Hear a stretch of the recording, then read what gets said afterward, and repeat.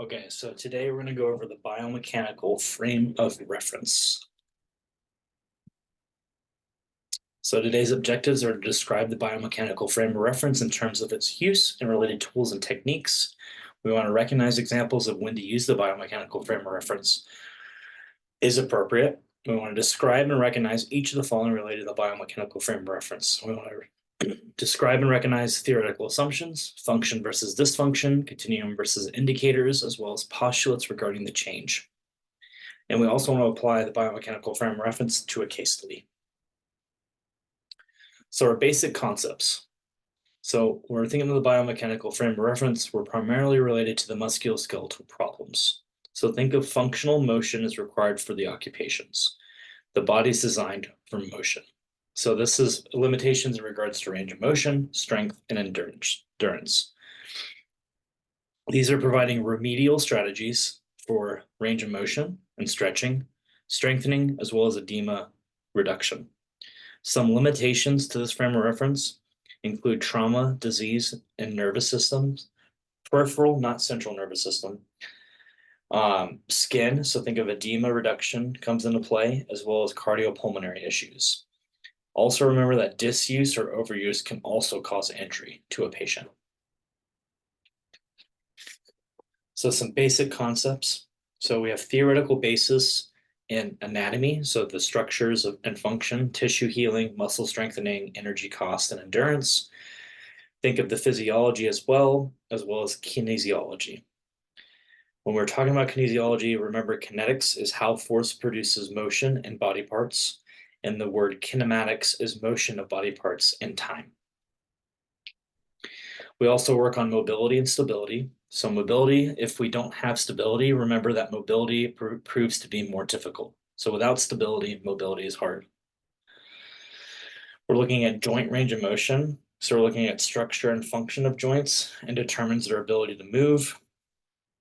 Does anyone know the difference between a ball and socket joint and a hinge joint? So when we're thinking of ball and socket joints, think of your shoulder and hip joints. They move backwards, forwards, sideways, and they rotate as well. A hinge joint, think of your fingers, elbows, knees, and toes, only bend and straighten. And we're also looking at elasticity, so that's stretching. Range of motion allows movement to be possible, whether it be AROM, so active range of motion, or PROM, passive range of motion. Then when we talk about strength, we're looking at joints are moved when muscles contract opposite of each other to produce force. Joints are stabilized when muscles contract equally. An increase in number and size of muscle fibers is an increase in strength. Then when we talk about endurance, we're mostly looking at cardiopulmonary and cardiorespiratory functions. So cardiopulmonary function is essential here to provide adequate energy via oxygen to the muscles and sustain activity. Cardiorespiratory endurance is the lungs, heart. Muscle endurance is the strength in muscles. Some theoretical assumptions when it comes to the biomechanical frame of reference is purposeful activity can remediate loss of strength, range of motion, and endurance. So when we talk about purposeful activity, think of activity tolerance. I know you guys have heard that word a lot. So activity tolerance is the ability to complete a task without experiencing disproportionate or unusual amount of physical, emotional, and psychological fatigue. If range of motion, strength, and endurance are increased, then functional skills will be regained. Rest must follow stress on the body and vice versa. The client must have an intact nervous system that allows smooth coordination of movement. Why might that be an issue if we don't have an intact nervous system? It's to make sure the client can actually feel pain. The client can't feel pain, you guys may go to end range of motion, stuff like that, and you might end up injuring the patient more than when they came in. In this, we're using a bottom-up approach. So what was bottom-up approach? Anyone remember?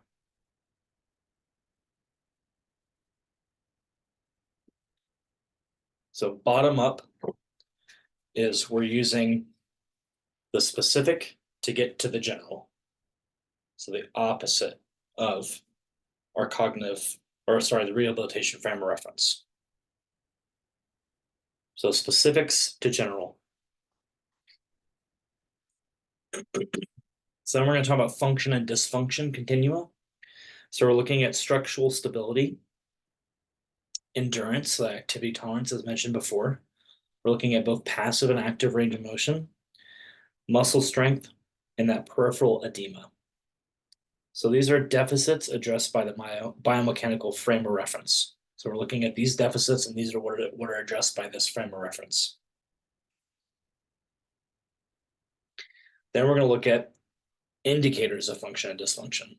So that's structural stability, endurance and activity tolerance, passive and active range of motion, muscle strength, and peripheral edema. Pretty much the same thing as the last slide.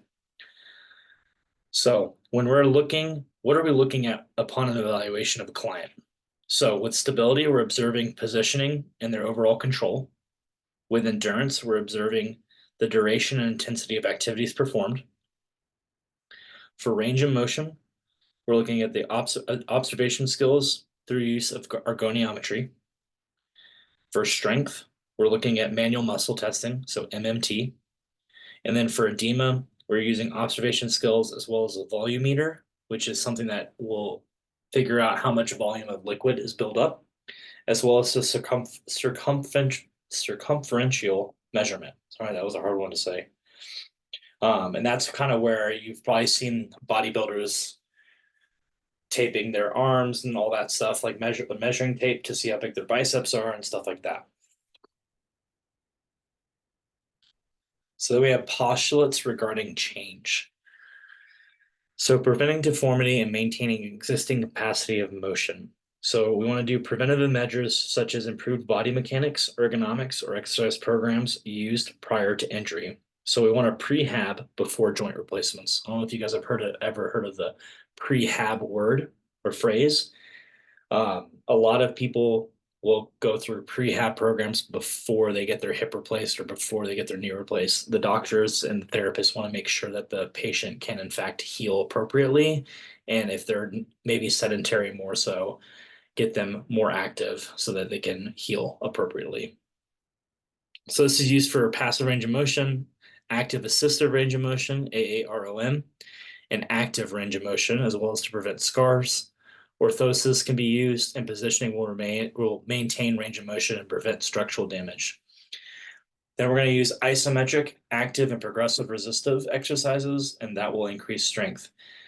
Anyone know what an isometric contraction is? So it's when a muscle contracts, but the joint control doesn't move. So think of holding a weight with your elbow at flexion at 90 degrees. You're holding a dumbbell. That's an isometric movement.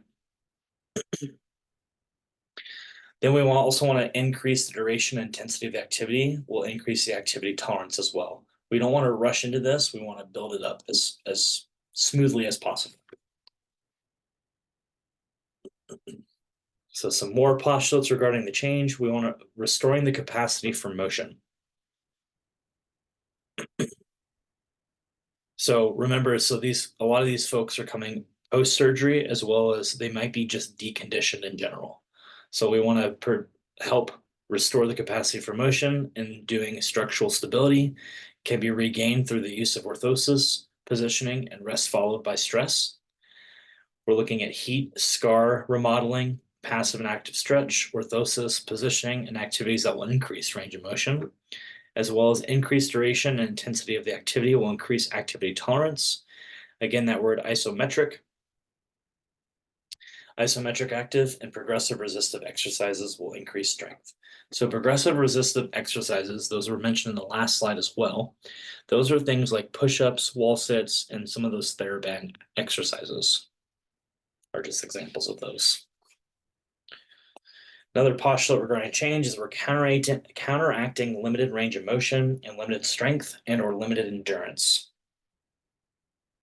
So with passive range of motion, active assisted range of motion, and active range of motion, scar prevention, orthosis, and positioning will maintain range of motion and prevent structural damage. Heat, scar remodeling, passive and active stretch, orthosis, and positioning, and activities will increase range of motion and elevation, pressure, temperature control, and range of motion will reduce the edema.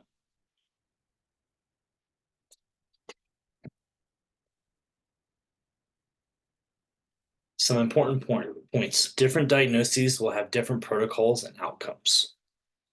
So you cannot apply all the principles of a frame of reference to every single diagnosis. When measuring range of motion, manual muscle testing, strength testing, and endurance can determine need for each of the frame of references. You want to know why you're performing each intervention, and occupations can improve areas of deficit. So when we refer to endurance, we're looking at intensity, duration, and frequency. We want to know your why. So if range of motion is limited due to tight muscles, what will we do? We will typically use stretching or PAMs. So those are physical agent modalities. So think of your heat and cold packs, your E-stems, stuff like that. If range of motion is limited to edema, we will probably use compression, retrograde massage. And if range of motion is limited due to poor strength, we're going to try and do some strengthening component. So we want to determine the type of strengthening and stretching program depending on what the client needs, and that's what keeps us client-centered. Remember, occupations can count for something like strengthening. So getting up to go to the bathroom requires walking, balance, and sensory integration, etc. Think of simple sit to stands. It doesn't have to involve weights. You can just have someone go edge of bed to standing just to work on that. So today's objectives were to describe the biomechanical frame of reference in terms of its use and related tools and techniques. We wanted to recognize examples of when to use the biomechanical frame of reference when appropriate. We want to describe and recognize each of the following related to the biomechanical frame of reference. So our theoretical assumptions, function and dysfunction, continuum and indicators, as well as postulates regarding change. You want to apply the biomechanical frame of reference to a case study. So like the previous slideshow, with applying it to a case study, what I'm going to do is next class, I'll have a case study printed for everyone, and we'll work on that in class. I'm going to set aside time in the beginning to answer questions and to review the PowerPoint as well. If you guys have any questions for me, please do not hesitate to reach out to me. If not, I will see you guys next week or next class period.